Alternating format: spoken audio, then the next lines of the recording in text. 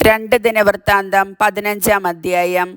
ദൈവത്തിൻ്റെ ആത്മാവ് ഓദേദിൻ്റെ മകൻ അസറിയായുടെ മേൽ വന്നു. അവൻ ആസായുടെ അടുത്തു ചെന്നു പറഞ്ഞു, ആസാ രാജാവേ, യൂദാ ബെഞ്ചമിൻ നിവാസികളെ കേൾക്കുവിൻ. നിങ്ങൾ കർത്താവിനോട് ചേർന്നിരിക്കുന്നിടത്തോളം കാലം അവിടുന്ന് നിങ്ങളുടെ കൂടെ ഉണ്ടായിരിക്കും. നിങ്ങൾ അവിടത്തെ അന്വേഷിച്ചാൽ കണ്ടെത്തും. നിങ്ങൾ അവിടത്തെ പരിത്യജിച്ചാൽ അവിടുന്ന് നിങ്ങളെയും പരിത്യജിക്കും. സത്യദൈവമോ പഠിപ്പിക്കാൻ പുരോഹിതനോ നിയമമോ ഇല്ലാതെ ഇസ്രായേൽ ദീർഘകാലം കഴിച്ചു. എന്നാൽ കഷ്ടതകൾ നേരിട്ടപ്പോൾ അവർ ഇസ്രായേലിൻ്റെ ദൈവമായ കർത്താവിങ്കലേക്ക് തിരിഞ്ഞു. അവർ അവിടത്തെ അന്വേഷിച്ചു, കണ്ടെത്തി. അന്ന് സകല ദേശങ്ങളിലും അക്രമങ്ങളും കലാപങ്ങളും നടമാടിയിരുന്നതിനാൽ ആരും സുരക്ഷിതരായിരുന്നില്ല. ദൈവം സകലവിധ ദുരിതങ്ങളും അവരുടെ മേൽ വരുത്തിയതിനാൽ ജനത ജനതയ്ക്കെതിരായും നഗരം നഗരത്തിനെതിരായും യുദ്ധം ചെയ്ത് ഛിന്നഭിന്നമായി. നിങ്ങൾ ധീരന്മാരായിരിക്കുവിൻ, നിങ്ങളുടെ കൈകൾ തളരാതിരിക്കട്ടെ. നിങ്ങളുടെ പ്രവർത്തികൾക്ക് പ്രതിഫലം ലഭിക്കും. ഓദേദിൻ്റെ മകൻ അസറിയായുടെ പ്രവചനം കേട്ട് ആസ ധൈര്യപ്പെട്ടു. യൂദായിലും ബെഞ്ചമിനിലും എഫ്രായിം മലമ്പ്രദേശത്തും അവൻ പിടിച്ചടക്കിയ നഗരങ്ങളിലും നിന്ന് മ്ലേച്ഛ വിഗ്രഹങ്ങളെ നീക്കിക്കളഞ്ഞു. ദേവാലയ പൂമുഖത്തിൻ്റെ മുൻപിലുണ്ടായിരുന്ന കർത്താവിൻ്റെ ബലിപീഠം പുനരുദ്ധരിച്ചു.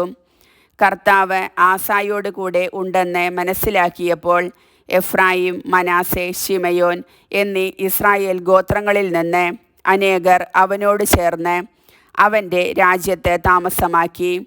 യൂദായ്ക്കും ബെഞ്ചമിനും പുറമെ ഇസ്രായേലിൽ നിന്ന് കൂറുമാറി വന്നവരെയും ആസ വിളിച്ചുകൂട്ടി. ആസായുടെ 15-ാം ഭരണവർഷം 3-ാം മാസം എല്ലാവരും ജെറുസലേമിൽ സമ്മേളിച്ചു. തങ്ങൾ കൊണ്ടുവന്ന കൊള്ളമുതലിൽ നിന്ന് 700 കാളകളെയും 7000 ആടുകളെയും അന്ന് അവർ കർത്താവിന് ബലിയർപ്പിച്ചു.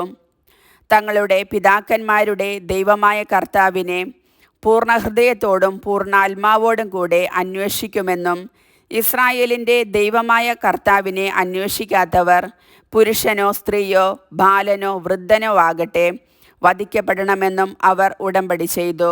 ആർത്തുവിളിച്ച് കൊമ്പും കുഴലും ഊതിക്കൊണ്ട് കർത്താവിൻ്റെ നാമത്തിൽ അവർ ശപഥം ചെയ്തു.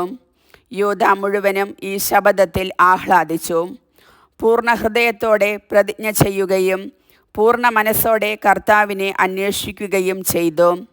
അവിടുന്ന് അവർക്ക് ദർശനമരുളി, എങ്ങും സ്വസ്ഥത നൽകുകയും ചെയ്തു. ആസാ രാജാവിൻ്റെ പിതാമഹി മാഖ അശേരാ ദേവതയുടെ മ്ലേച്ഛ വിഗ്രഹം ഉണ്ടാക്കിയതിനാൽ അവളെ അമ്മറാണി എന്ന സ്ഥാനത്തു നിന്ന് മാറ്റി. ആസ ആ വിഗ്രഹം വെട്ടിമുറിച്ച് കഷ്ണങ്ങളാക്കി കിദ്രോൻ തോട്ടത്തിനരികെ വച്ച് ചുട്ടുകളഞ്ഞു. പൂജാഗിരികൾ ഇസ്രായേലിൽ നിന്ന് നീക്കം ചെയ്തില്ലെങ്കിലും ജീവിതകാലം മുഴുവനും ആസ ഹൃദയശുദ്ധി പാലിച്ചു. തൻ്റെ പിതാവും താനും കാഴ്ചവെച്ച സ്വർണവും വെള്ളിയും പാത്രങ്ങളും അവൻ ദേവാലയത്തിലേക്ക് കൊണ്ടുവന്നു. അവൻ്റെ 35-ാം ഭരണവർഷം വരെ യുദ്ധമൊന്നും ഉണ്ടായില്ല. കർത്താവിൻ്റെ വചനം.